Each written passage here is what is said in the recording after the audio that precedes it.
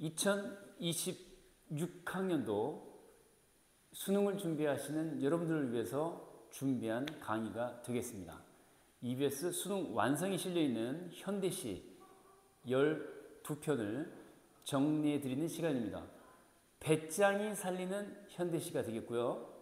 배짱이는 개미가 열심히 일할 때 징가 마음은 그렇지 않지만 몸이 따라주지 않아서 부득이하게 짱이 배짱이가 된 친구들을 위해서 준비한 강의가 되겠고요. 포기하지 마시고 저를 잘 따라오시면 배짱이도 대학에 갈 수 있다. 그래서 수능에 비개살, 수능에 쓸데없는 비개살을 전부 빼드린다. 뱃살 빼드리는 현대시 되겠습니다. 자, 슬림하게 들어갑니다. 수능 완성편입니다. 자, 첫 번째 작품은 가는 길이 되겠고요. 가는 길, 김소월 선생의 가는 길입니다. 그래서 작품을 쭉 한번 읽어보셔야 되는데 미리 읽고 오면 좋지만 혹시 읽지 못한 친구들이 있다면 지금이라도 다시 한번 일별해 보시기 바랍니다. 아, 이런 작품이었지. 그러네. 자, 보시고요. 쭉 보시고 그 다음에 첫 번째 출제 포인트로 가보도록 하겠습니다. 전체 작품 12편을 제 나름의 기준에 따라서 자, 가족이나 사랑, 연대 이런 쪽으로 묶일 수 있는 5편 먼저 갑니다. 그래서 고향, 가족, 사랑, 연대 이런 주제로 묶일 수 있는 작품들 먼저 출발하도록 할 텐데 김소월 선생의 가는 길 먼저 갑니다. 이면적 화자다. 나라는 표현이 나오냐 안 나오냐. 나라는 표현이 나오지 않는다. 우리 나오지 않는다. 저 나오지 않는다. 자, 선경후 정이 아니라 선정후경입니다. 자, 이게 매우 중요한 요소가 되겠죠. 전체 구성 가운데서 구성 방식, 시상의 전개 방식에 있어서 선경후정 아니고 선정후경이다. 그러니까 앞쪽에 뭐가 나와? 정서 나오고요. 뒤쪽에 뭐가 나와? 경치 나온다. 인간의 마음을 먼저 얘기하고 외부의 환경, 주변 경계, 경치를 그 나중에 얘기한다. 이런 뜻이 되겠죠. 그래서 1, 2연이 정서야, 경치야, 정서고요. 그 다음에 3, 4연이 경치, 외적인 상황이 되겠습니다. 이렇게 이제 중요한 요소 하나 체크해 드렸고요. 특히 제가 설명하는 것들 가운데서 수특 강의, 뱃살 수특 강의를 함께 따라온 친구들이라면 익히 알고 있겠지만 음영 처리된 부분은 특별히 더 신경을 써야 됩니다. 출제 요소가 될 수 있거든요. 자, 뭐 나머지 것들은 편안하게 그냥 보시면 되겠고요. 특히 여기 객관적 상관물은 또 중요하기 때문에 체크해 보도록 하겠습니다. 자, 객관적 상관물이 두 가지가 나오는 몇 개? 두 개가 나오는데 첫 번째가 까마귀가 되겠고요. 두 번째가 강물이 되겠습니다. 그런데 첫 번째 객관적 상관물 까마귀 그리고 두 번째는 강물 이렇게 두 가지가 나오는데 까마귀하고 강물은 공통점이 있습니다. 뭐냐 했더니 자, 이별을 재촉하고 이별을 재촉한다. 공통점은 뭐야? 이별 재촉, 이별 재촉. 이게 공통점입니다. 차이점이 있다면 여기는 이제 이별의 분위기를 조성하되 어둡고 슬픈 이미지다 라고 했어요. 어두워요. 밝아요, 어두워요. 어둡다 왜? 까마귀는 까옥까옥 검정 깃털을 가지고 있으니까요. 슬픈 이미지.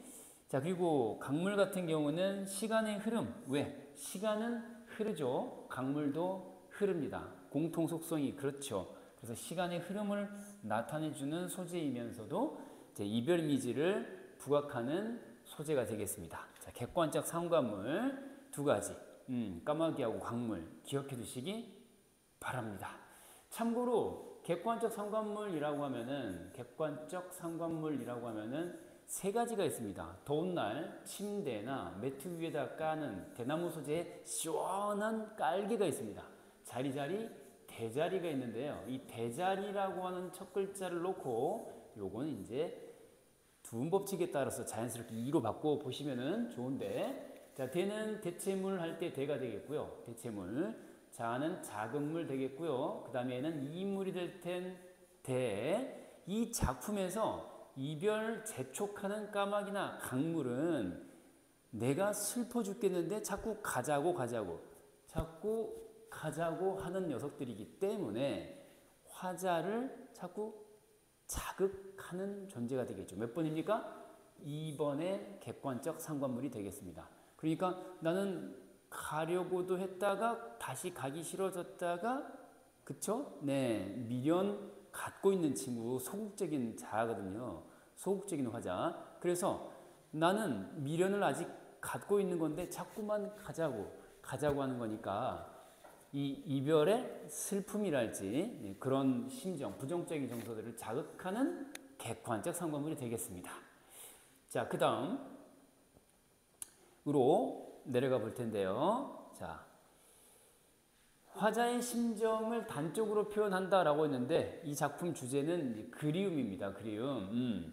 자, 행간걸침 보이죠?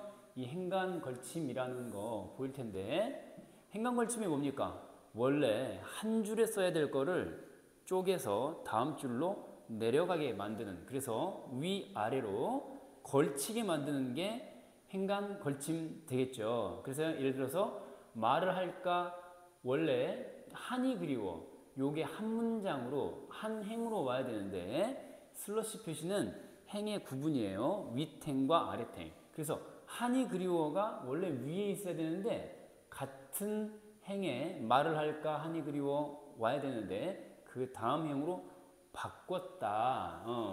새로운 행에다가 썼다. 그래서 첫 번째 행과 두 번째 행에 어떻게 돼 있죠? 걸쳐 있다. 행과 행 사이에 걸쳐 있다. 이게 바로 이제 망설임을 부각하는 효과를 낸다. 이렇게 말을 할까 하니 그리워 하는 것보다 말을 할까 쉬었다가 하니 그리워 망설이는 거 부각될 수 있겠죠. 저 생략법 쓰이고 있는 거 보이시죠? 뭐 미련, 여운, 내적 갈등 나타내는 표현이 되겠고요. 관용적 표현이라고 나왔는데 뭐의 줄임말이야? 습관적으로 사용한다. 관용적 표현이 되겠고요. 시간적 배경, 촉박한 시간을 나타내주는, 부각하는 그런 요소가 되겠습니다. 산은 산인데 해 뜨는 산이야, 해 지는 산이야. 서쪽에 해 지는 산, 서산, 해진다. 이렇게 해서 시간적 배경과 촉박한 시간을 드러내주는 관용적 표현 되겠습니다. 보통 서산 해진다 이런 표현들 많이 쓰죠. 그 다음에 뭐 이런 것들 보시고,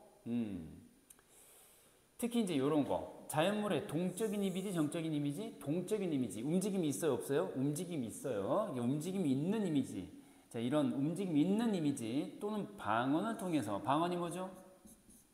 사투리를 통해서 이별을 재촉하는 상황을 강조, 또는 화자의 소극적 그리고 체념적 태도를 강조하는 구절이 있다. 자, 어서 따라오라고 따라가자고 했어요. 보니까 흘러도 나오고요. 흐릅 기다려. 자, 이렇게 움직임이 아니야. 움직임의 동적인 움직임이 되겠죠. 그죠? 그리고 특히 방언이라고 하는 건 이쪽입니다. 이쪽 종결 어미 부분을 뭐뭐 하하하하 다려 이렇게 저 북쪽에 방언을 쓰고 있는 점도 마지막으로 하나 살펴봐 드렸습니다. 이 작품의 주제를 마지막으로 보고 다음 작품 정리 들어가 보도록 하겠습니다. 자, 이 작품 김소월의 가는 길, 이별의 아픔과 임에 대한 그리움이었습니다. 자, 두 번째 작품으로 가보겠습니다. 자, 두 번째 작품은 우리가 물이 되어, 강은교 선생의 작품 우리가 물이 되어가 되겠습니다. 이 작품에서는 이제 물이 상징하는 바가 뭐냐를 기억하는 게 또 초점이 되겠죠. 이번에는 주제를 먼저 볼까요? 주제를 이번에 먼저 볼게요. 우리가 뭐가 된다고요? 물이 되어. 자, 주제는 조화로운 합일과 생명력이 넘치는 세계에 대한 소망이 되겠습니다. 소망. 자, 조화로운 합일과 생명력이 넘치는 세계에 대한 소망 되겠습니다. 자, 그리고 본문은 이와 같이 나와 있는데, 자, 제가 왼쪽에다가 다시 한번 띄워 드릴 텐데요. 미리 읽어오면 매우 좋아요. 미리 읽어오면은 매우 좋은데, 시간이 없어서 못 읽은 친구들 위해 화면에다가 다시 한번 띄워놨어요. 한번 쭉 눈여겨보시고요. 정지화면 상태에서 편안하게 읽어보는 것도 하나의 방법이 될 수 있겠습니다. 1년 지나고 2년, 3년, 4년, 자, 이렇게 구성되어 있는 작품이 되겠습니다. 이렇게 한번 쭉 보시고요. 자, 출제 포인트 정리해 드리도록 하겠습니다. 출제 포인트. 자, 표면적 화자입니다. 우리라는 표현이 나오기 때문에 표면적 화자인 우리 나와 있다. 그리고 구체적 청자 그대가 나온다. 구체적인 청자다라고 하는 거는 꼭 특정 누구 사람 이름이 나와야 되는 것이냐 꼭 그런 건 아니에요. 임칭대명사를 써도 지목했다. 그대 구체적 청자다 이렇게 말할 수 있습니다. 가정형 문장을 쓰고 있다라고 했는데 우리가 착각하면 안 되는 게 우리가 보통 들어 알고 있는 가정형 문장이라고 하는 게 뭐뭐 한다면이라고 면이라고 하는 것만 이 가정형 문장을 뜻하는 건 아니에요. 면이라는 연결 어미가 쓰였다는 것만 가정형 문장의 조건은 아니다. 뭐뭐 할 때 뭐뭐 한다. 조금 이따 이제 나오겠지만은 이런 식의 표현도 가정형 문장으로 또 간주합니다. 자, 그래서 이제 여기 보면 이 상황은 면이라고 하는 연결 어미가 쓰이고 있다는 거. 자, 이게 이제 가정형 문장의 표지가 되겠습니다.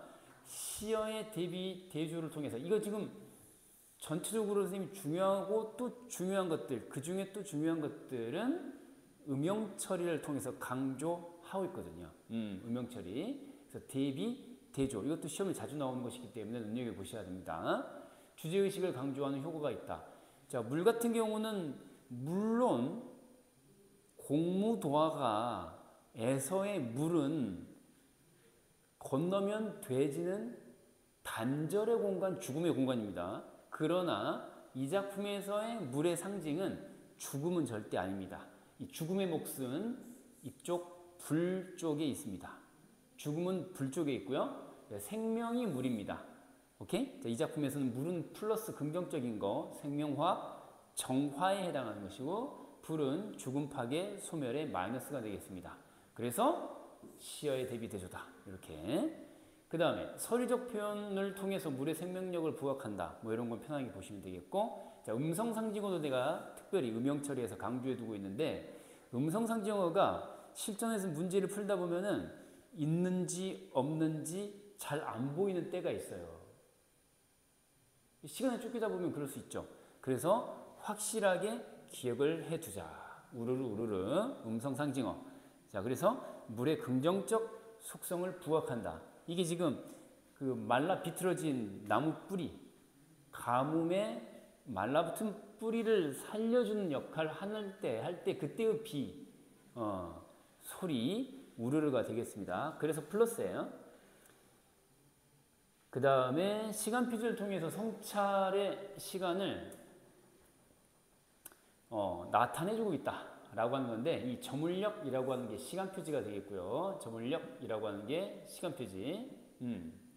자, 요렇게 시간 표지.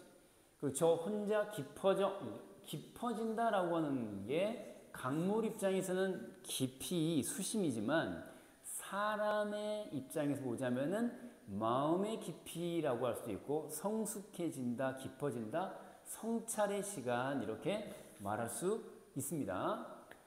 플러스입니다. 그 다음에 밑으로 가시면은 뭐 이런 것들이 있다. 자, 영탄적 어조와 감탄사를 통해서 이상향에 대한 동경, 추구, 지향 나타낸다라고 했는데 영탄적 어조는 감탄사 아를 통해서 확인할 수 있겠고요. 그죠? 또는 뭐 감탄사라고 해도 됩니다. 그래서 이제 이게 있기 때문에 여기에 닿는다면이라고 할 때 대상이 되는 이 바다라고 하는 게 긍정적이 되는 거예요. 앞쪽에 이 감탄사가 만약에 없었다 그러면은 약간 헷갈릴 수 있지만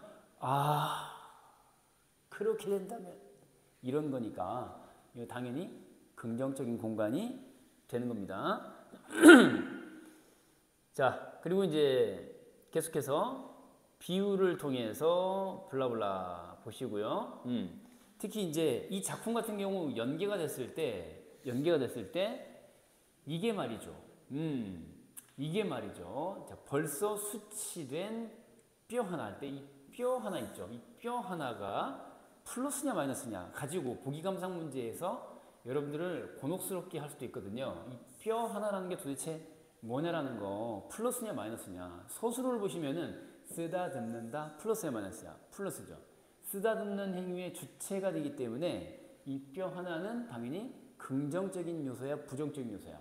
긍정적인 요소가 되는 거예요. 세상이 불타는 것들을 쓰다듬는다, 어루만져준다 이런 느낌이니까요. 뼈 하나. 그래서 벌써 수치된 뼈 하나는 긍정적인 소재입니다.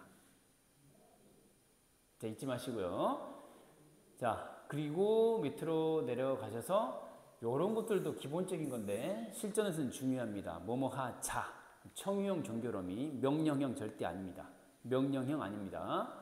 자, 그리고 또 음성상징어가 또 나왔네요. 우르르 우르르에 이어서 푸시시 푸시시, 불 꺼지는 소리, 의성어인데 음성 상징어에 해당하는 것이겠죠. 그죠? 자, 그 다음에 계속해서 보시면은 대비, 식구의 대비, 그 다음에 현실과 이상의 대비인데, 자, 보시면은 가물었다라고 있어요. 가뭄이 들었어요. 비가 와나 비가 거의 오지를 않아요. 플러스야 마이너스야? 마이너스가 되겠죠. 그래서 이 가문 어느 집이라고 하는 것은 이런 부정적인 것들을 뜻하고요. 그 다음에 넓고 깨끗한 하늘이라고 하는 건 플러스가 되는 겁니다. 그래서 이렇게 식구의 대비이자 현실과 이상의 대비. 여기는 현실 공간이고요. 여기는 이상적 공간이 되겠습니다. 하늘은 좋은 거, 이때의 집은 마이너스 처지에 있는 집이다 라고 기억하시면 좋을 것 같고요. 그리고 이제 자, 넓고 깨끗한 하늘로 오라라고 하는데 언제 오냐? 나중에 와라야, 지금 와라야. 나중에 와라. 이기 때문에 밝은 미래에 대한 표현이 또 되겠습니다. 밝은 미래에 대한 표현이 되기도 하겠습니다. 자, 이렇게 해서 또 작품 하나 마쳤고요. 두 번째 작품 마쳤고요. 자, 세 번째 작품으로 가보도록 하겠습니다. 세 번째 작품은 자, 눈 오는 지도입니다. 눈이 오는지 안 오는지 모르겠어. 눈이 오는지도 몰라 라고 할 때 그 지도가 아니고요. 여러분들이 알고 있는 진짜 지도입니다. 진짜 지도. 진짜 지도. 자, 화면에 띄워놓을 테니까 편안하게 한번 읽어보도록 하세요. 네. 보입니까? 자, 순이가 떠납니다. 그죠? 순이가 떠나는데 마침 눈이 옵니다. 눈이 내려서 순이가 밟고 지나간 그 자국자국 발자국들이 그쵸? 눈길 위에 남아 있다가 한방 눈이 쏟아지면서 그 눈 위에 발자국이 점점 희미해지고 사라져 갑니다. 그런 이별의 장면을 묘사하고 있는 작품이 되겠습니다. 자, 그래서 이 작품 주제를 먼저 확인해 보도록 하죠. 이 작품은 주제가 눈 오는 지도. 당연히 이별의 안타까움, 그리고 재회의 의지, 다시 만나다, 재회, 다시 만나고 싶어요, 싫어요, 다시 만나고 싶어요, 이런 얘기야. 자, 출제 요소 가보도록 하겠습니다.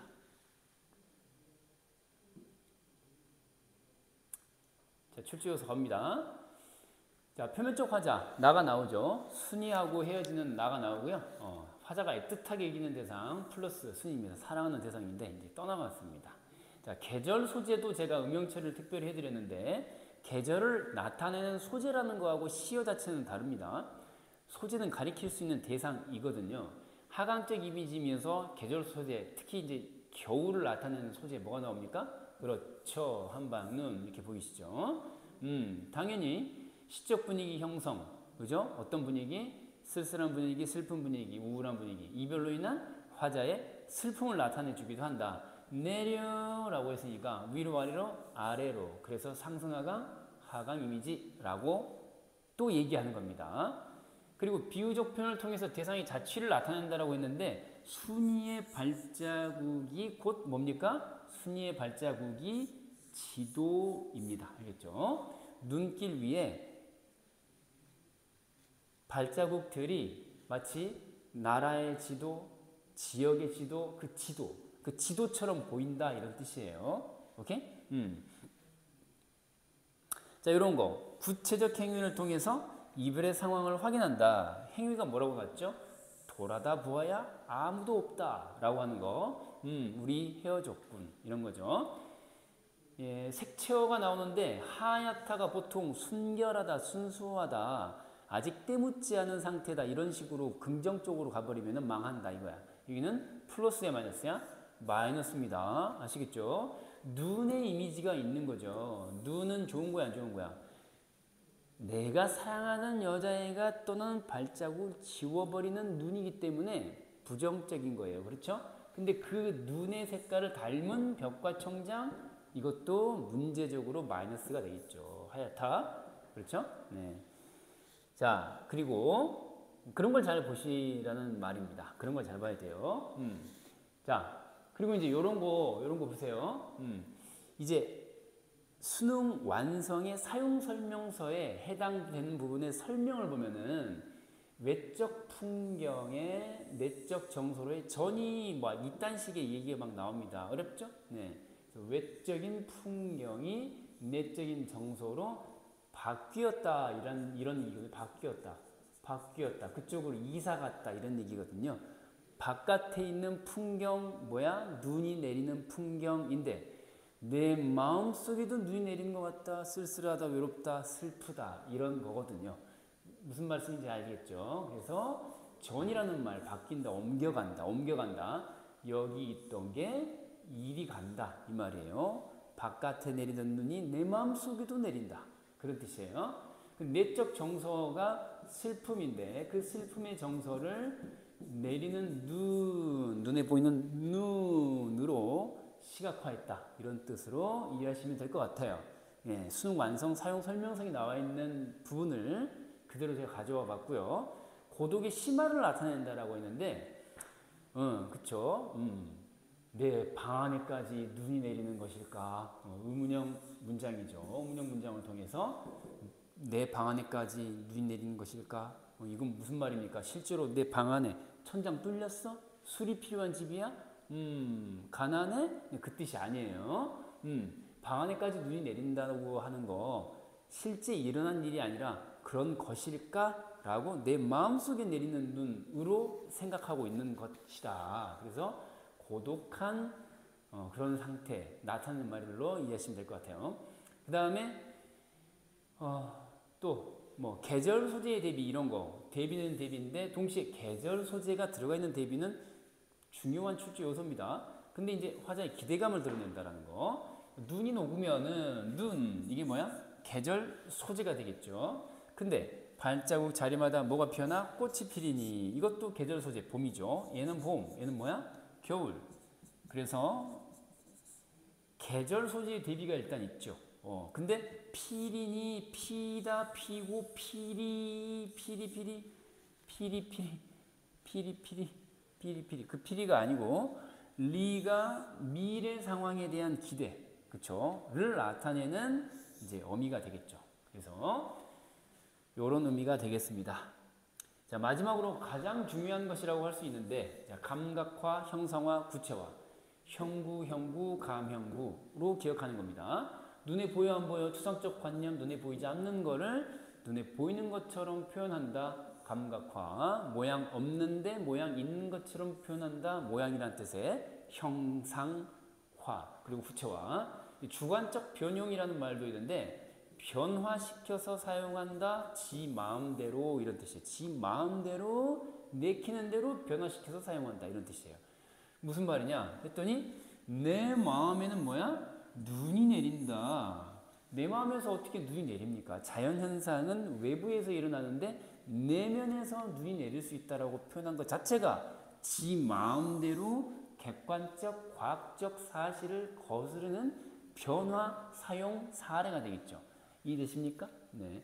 구체적 수치, 뭐 1년 12달 이렇게. 그래서 지속적 그리움과 상실감, 1년 내내 그립고 상실감 느낀다. 이런 느낌으로 보시면 되겠습니다. 자, 이 작품 그리움에 관한 시였고요. 또 하나 정리했습니다. 이제 네 번째 작품 넘어가겠습니다. 돌로 만든 문이다. 석문입니다. 나무로 만든 문은 뭘까요? 목문이 되겠죠. 석문은 돌로 만든 문입니다. 돌로 만든 문. 근데 이게 전설과 관련된 건데 전설 속에서 집을 나간 남편을 기다리던 아내가 기다리던 공간에 세워진 문입니다. 근데 와요 안 와요? 오지를 않습니다. 뭐 거의 돌이 되어버릴 지경으로 기다리는데 오지 않습니다. 그래서 그 한 기다림에 관한 시가 되겠습니다. 조지훈 선생의 성문인데요. 주제 먼저 보고 갈게요. 자, 이 작품도 주제 먼저 봅니다. 버림받은 여인의 기다림과 한, 이렇게 간단하게 봤고요. 출제 포인트 가보겠습니다. 자, 표면적 화자, 저라는 표현 나오거든요. 전설 속 주인공인 여성분으로 생각하시면 되겠고요. 여성입니다, 여성. 자, 그리고 경어체를 쓰고 있다라고 하는 거 음영체로 되어 있죠. 이것도 시험에 줄곧 또 종종 나오고 있습니다. 습니다체, 비읍니다, 비읍니까 이런 거 경어체입니다. 경어체가 뭐예요? 존경한다, 높임말, 낮춤말, 높임말인 건데 주로 어미에서 실현되는 경어체입니다. 뒤쪽 끝에서 실현되는 경어체. 그래서 화자의 간절함 내지는 절실함을 드러내주는 역할을 하고 있다. 이게 출제 포인트 첫 번째가 되겠고요. 표면적 화자였습니다. 경어체까지 살펴봤고요. 다음 출제 요소 가볼게요. 출제 포인트는 자, 대조 대비 시험 출제 요소라고 했죠. 대조 대비 매우 중요합니다. 대조 대비. 그래서 보시면은 동일한 시어가 시어는 몇 개야? 한 개, 한 개. 시어는 한 개인데 시어는 한 개인데 시어는 한 개인데 의미는 상반된 의미로 쓰일 수 있다 이거거든요. 그러니까 위치에 따라서 이쪽에서는 플러스인데 저쪽에서는 마이너스, 뭐 저쪽에서는 마이너스인데 이쪽에서는 플러스, 뭐 그렇게 될 수 있다는 얘기예요. 1년에 나오는 이 돌문이라고 하는 게 그쵸? 마지막 6년에 나오는 돌문과 상반됩니다. 앞쪽에서는 플러스야, 희망인데 마지막에는 비극성이나 한을 뜻하는 돌문입니다. 출제 요소죠. 잘 보세요. 동일한 시어인데 위치 따라 플러스 마이너스 대조 대비 된다 라고 하는 거 잊지 마시고요. 자, 요거는 작품을 읽을 시간을 안 드리고 와버렸네요. 그죠? 그래서 간단하게 화면에 또 띄워드릴 테니까 자, 한번 보세요. 당신의 손끝만 스쳐도 소리 없이 열릴 돌문이 있습니다 로 시작하는 거예요. 그래서 뭐 잠깐 화면 정지 일시정지 시키고 보시면 좋을 것 같아요. 요렇게 쭉 보시고요.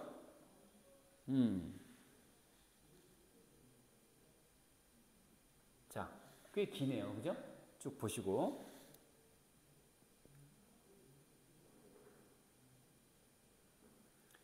자, 간단히 제가 띄워놨으니까 차차 보시는 걸로 하고 자, 본격적으로 출제 포인트를 짚어보는데 자, 색채어 이런 것도 우리 헷갈리지 않도록 잘 체크하시기 바랍니다. 색채어 검은색도 색채어, 흰색도 색채어, 그렇죠? 색채어 쓰이고 있다. 검푸른 이런 거 보시고 부정 표현도 내가 음영처리를 해놨는데 이것도 잘 보셔야 합니다.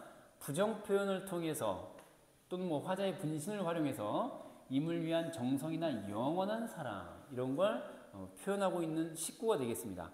길이가 뭐야? 뭐 10cm, 20cm 길이야? 아니 오랫동안 오래오래 길이 꺼지지 않을 그랬잖아요. 뭐뭐지 아니할 이런 뜻이니까 부정 표현이 여기 쓰인 거죠. 부정 표현 뭐뭐지 않을 촛불 한자로 이 촛불은 꺼진다 꺼지지 않는다 꺼지지 않습니다.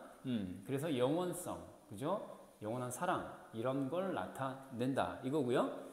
자, 음용 문장을 통해서 블라블라 보시고 이 색채 대비 이거 중요합니다. 현재와 과거의 대비도 중요합니다. 색채 대비는 둘 이상만 나오면 무조건 대비인 거 아시죠? 2개 이상 색깔 나오면 대비입니다. 그래서 여기 보시면은 화자의 부정적 처지 강조하는 기능 하고 있는데 보니까 어쩌고저쩌고 하면서 푸르러 보이시죠? 자, 두 볼은 옛날 그대로 복사꽃 빛 그랬거든요. 밝은 빛깔, 그쵸? 색채어, 빛 무슨 빛, 색채어라고 할 수 있고요. 푸르다 또 색채어 되겠죠. 두 개 색깔 나왔으니까 색채 대비 되겠고요. 그 다음에 과거의 현재의 대비예요. 옛날이니까 과거의 현재야. 과거. 그리고 이지만 어쩌고저쩌고 하면서 뭐뭐의 감 그랬으니까 현재가 되겠죠. 그래서 과거와 현재의 대비도 되는데 기능이 뭐냐 했더니 화자의 부정적 처지를 강조하는 겁니다. 기다리는데 와 안 와? 오질 않아. 그래서 자 그리고 또 어때? 점점 나는 시들어가. 시들어가. 자 다음 과장 또는 가정형 문장. 비장한 어조를 통해 제외에 대한 강한 의지를 드러내고 있는 표현도 있습니다. 좀 아래로 가볼까요? 자, 그래서 과장, 가정형 문장, 비장한 어조를 통해서 비장하다가 무슨 말이에요? 내가 그렇게 하고 말이야? 뭐 이런 거 비장하죠. 자, 제외에 대한 강한 의지를 드러내는 건데 제외가 뭐라고요? 다시 만남. 다시 만날 것에 대한 강한 의지를 드러내는 기능을 하고 있다. 몇 말리 굽이치는 강물을 건너와 당신의 따스한 손길이 저의 목덜미를 어루만질 때 과거야 현재야 미래야 미래의 어느 시점에 가정이 되겠죠. 그때야 이게 뭐야? 미래죠 미래. 그때야 저는 자취도 없이 한 줌 티끌로 사라지겠습니다. 자 사라지겠습니다 라는 얘기가 무슨 말이야? 한 줌 티끌로 사라진다? 머리에 도넛을 얹겠다, 저 세상으로 가버리겠다, 하직하겠다, 죽겠다 이런 뜻이잖아요. 의지가 느껴지죠. 죽음을 각오할 만큼. 자, 당신이 와주기만 한다면은 난 죽어도 좋습니다. 그러니까 다시 만나고 싶은 마음이 얼마나 간절한 것입니까? 그렇잖아요. 자, 다음에 뭐 동일한 식구의 반복, 유사한 통사 구조의 반복 쭉 보시면 되겠고요. 자, 이게 마지막 부분에 나와 있는 마지막 부분에 있는 이 돌문입니다. 돌문. 그래서 여기에 돌문이 있습니다. 여기에 돌문이 있는데 이 돌문은 어때요? 어쩌고저쩌고 하면서 돌문 반복하고 있는데 마이너스 플러스 마이너스 한이 서려 있는 그런 부정적 의미의 돌문이다. 한 번 더 강조해 보겠습니다. 네. 자, 여기 돌문이 있습니다. 이렇게. 자, 다음 작품으로 또 넘어가 보도록 하겠습니다. 이제 시험이 코앞으로 다가왔기 때문에 제가 아주 담백한 수업만 진행하고 있습니다. 뭐 수업 이외의 얘기는 일절 없이. 네, 왜냐하면 고3 N수생들이 지금 마음이 급하거든요. 수능이 내일 모레이기 때문에. 그쵸? 자, 다섯 번째 작품으로 가볼게요. 자, 오랑캐꽃이고요. 이용학 선생의 유명한 작품입니다. 읽을 시간을 간단히 드릴 테니까 화면에 띄워놓은 대로 일시정지 하시고 자, 간단히 좀 읽어보시기 바랍니다. 이렇게 되어 있습니다.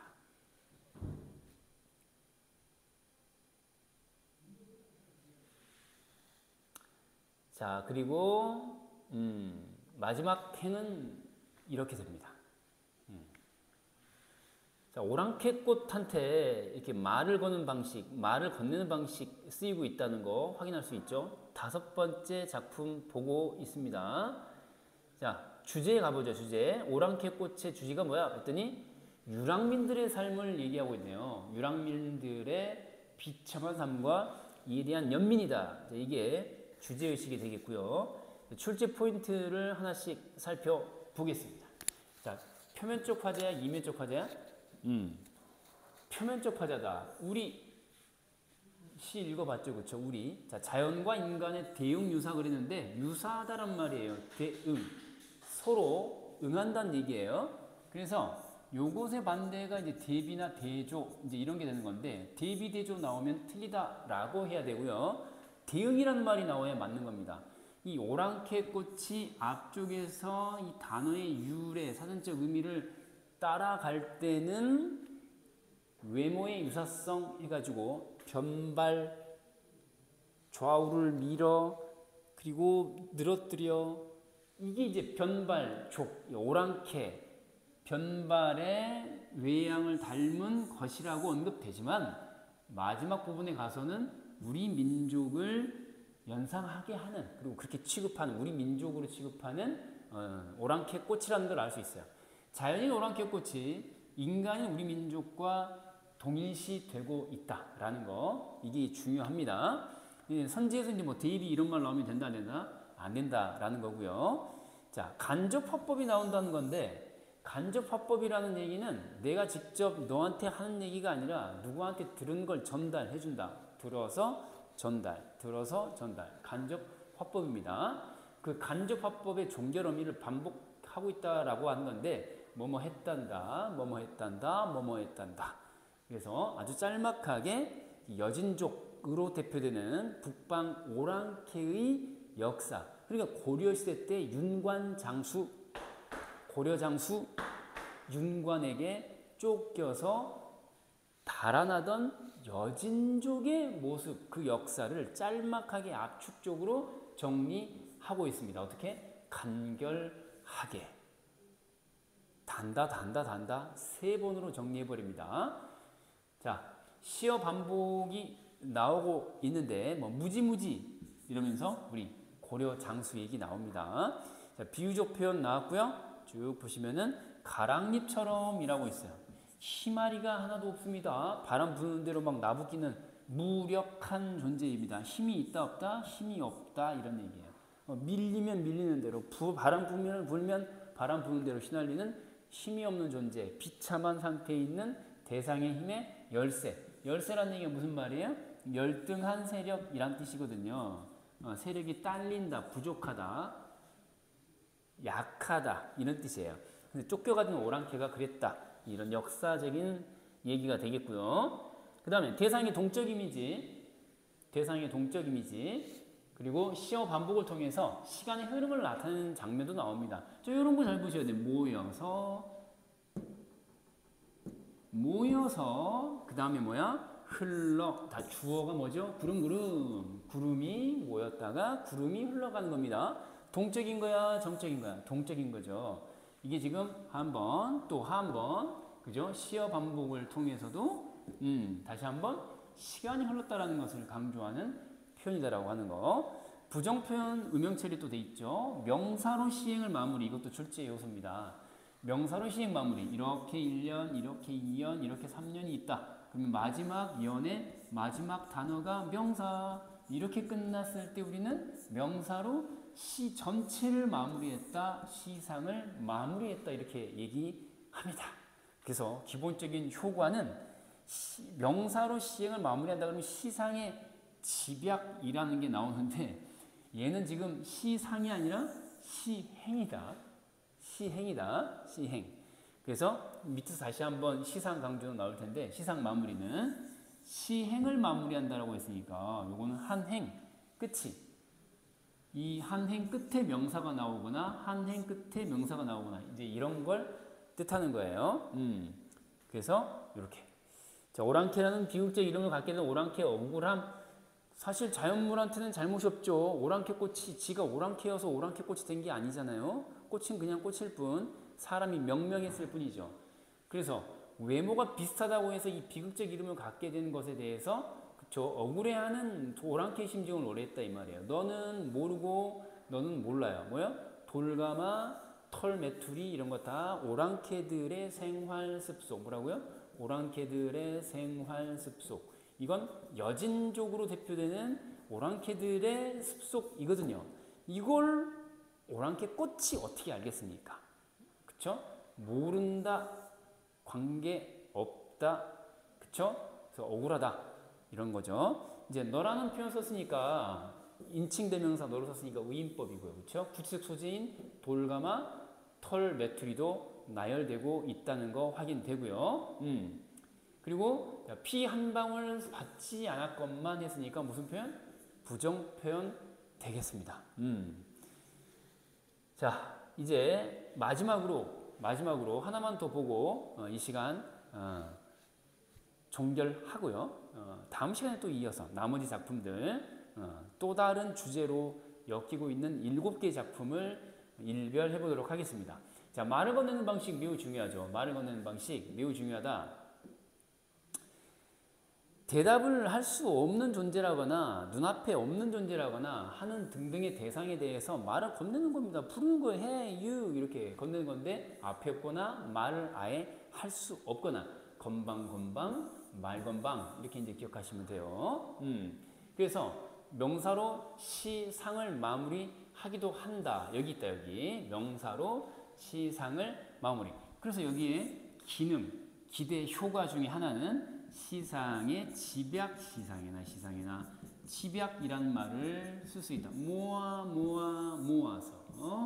요렇게 명사 쪽으로 마지막 줄 마지막 어절에 있는 명사 쪽으로 주제가 몰려. 그래서 시상의 집약이다. 시상은 시에 담긴 시인의 생각 주제입니다. 주제. 이렇게. 자, 그래서 보시면은 말을 거는 방식이라는 걸 확인할 수 있죠. 너는 이라고 시작을 해서 뭐라 그래요? 막아줄게. 그죠? 우러나 보렴. 그쵸? 울어보렴, 우러나 보렴이라고 말을 걸고 있잖아요. 그쵸? 명령형이라는 것도 참고하셔야 돼요. 말투가 부드럽다고 해서 명령형이 아닌 건 아닙니다. 명령형 문장입니다. 울어봐라, 울어보아라 이런 뜻이거든요. 마지막에 이 오랑캐꽃이라고 하는 명사로 시상을 마무리했다라는 것도 확인할 수 있겠습니다. 자, 오랑캐꽃, 유랑민들의 비참한 삶과 이에 대한 연민, 에 관한 시였습니다. 자, 오늘 이 시간 배짱이 살리는 현대시. 자, 오늘 이 시간 배짱이 살리는 현대시 어떻습니까? 첫 번째 주제로 묶일 수 있는 녀석들만 모아가지고 제가 5편을 미리 정리를 해드렸는데 이제 수능이 몇 주 앞으로 다가왔기 때문에 정말 긴장해야 되는 상황이고요. 현대시는 무조건 연계 대상이기 때문에 이전에 제가 정리해드렸던 수특, 뱃살 현대시도 포함하여 자, 여기 실려있는 12개의 작품 모두 여러분들이 자세히 살피셔서 수능에서 연계됐을 때 실력 발휘 제대로 할 수 있게 되었으면 좋겠습니다. 자, 두 번째 강의는 이어서 곧장 속개하도록 하겠습니다. 여러분 포기하지 마시고요. 이제부터 열심히 하시면 됩니다. 여러분들의 수능 학습에 뱃살 빼드리고 슬림한 성적 1등급으로 가겠습니다.